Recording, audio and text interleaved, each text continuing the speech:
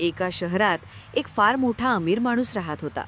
त्याच्याकडे पैसा, बंगले, गाड्या, नोकर-चाकर सगळं काही होतं. पण त्याचं आयुष्य फक्त पैशाभोवती फिरत होतं.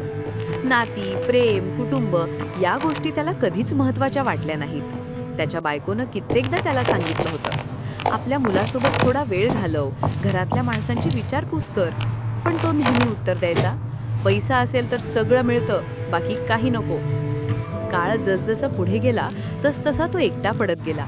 मुलगा मोठा झाला, पण वडिलांपासून दूर गेला. घरातली माणसं त्याच्याशी फक्त औपचारिक बोलायची.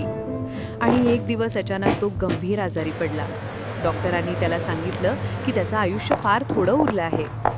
तो खूप रडला. त्याला जाणवलं की त्याने आयुष्यभर पैसा जमवला, पण खरं आयुष्य जगलंच नाही.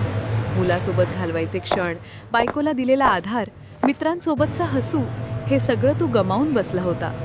शेवटी त्याने उरलेला पैसा गरजूंना दान केला, कुटुंबाची माफी मागितली, पण मनात कायमचा पश्चाताप घेऊन तो जगातून निघून गेला.